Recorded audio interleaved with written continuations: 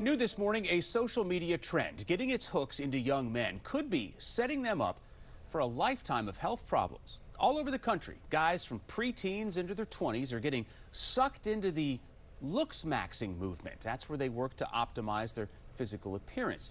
Now, one piece of this puzzle is a diet that they're told supports nice muscle definition, and some call it boy kibble. It's basically the human equivalent of dog food, ground beef and rice. Simple protein and carbs. It's easy to cook and it's cheap. What it's not is healthy, if that's all you eat, like some of these young men are doing. Now, I talked with a Kaiser Permanente pediatrician who is throwing up all kinds of warning flags for youngsters and their parents. If you miss the opportunity to consume things like calcium and vitamin D, you don't get another opportunity to do that again. Basically, when you miss those nutrients, what your body does is it leaches that out of your skeletal structure. So you increase the risk of bone weakness, easy fractures, which is counterproductive to the goals of getting bigger, getting stronger, and having more bone density. Now, Dr. Nyakabau says at this age, you're building the bone density that you're going to have with you for the rest of your life. And there aren't any do-overs in your 20s, so not getting the right nutrients can set you up for big problems later down the road.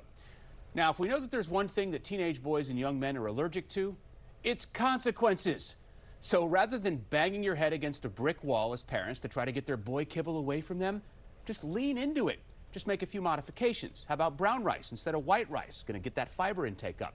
Add in some fresh or frozen veggies. That's going to help get those crucial minerals into the body that the doctor was talking about and prevent things in the near term like constipation, and in the long term things like inflammation and the risk of colorectal cancer, as well as those potentially brittle bones that the doctor talked about. One other thing that he said going into this is that they're using this as a way to sort of lock in and say, you know, I'm committed to this. Taste doesn't matter to me. I want you to see how hardcore I am and how much I believe that I can actually do this for myself.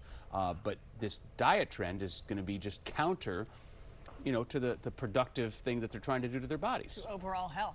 Now, I get the protein thing because that builds muscle, right? Yeah. Protein is, but boy, it would be boring, wouldn't it, without a crisp salad to eat or a fresh apple. And if that's all you're eating multiple times a day, yeah, that would get old real quick. Yeah.